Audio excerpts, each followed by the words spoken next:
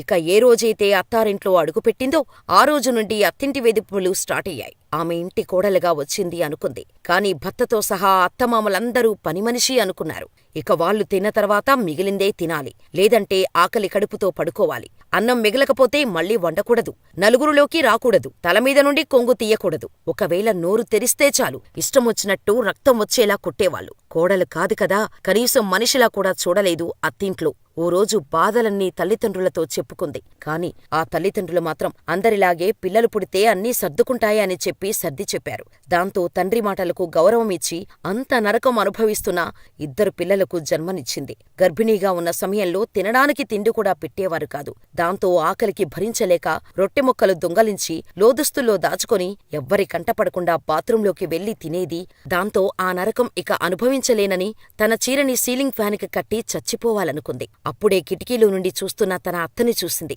ఆమె కనీసం ఎందుకిలా చేస్తున్నావని కూడా అనకుండా కళ్ళార్పకుండా చూస్తూనే ఉంది. ఇక అత్తను చూసిన సవిత ఇలాంటి నీచుల వల్ల నేను చావాలనుకుంది. కొంచెం దయ కూడా లేని రాక్షసుల కోసమా?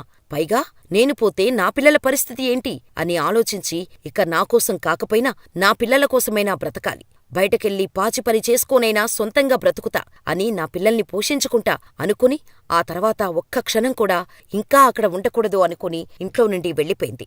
ఎందరో సంవత్సరాలు కష్టపడినా సాధించలేని విజయాన్ని రేయింబవళ్లు చదివి మొదటి ప్రయత్నంలోనే ఐఏఎస్ సాధించింది. ఐఏఎస్ అధికారినిగా 24 ఏళ్లకే చీఫ్ మున్సిపల్ ఆఫీసర్గా బాధ్యతలు తీసుకుంది.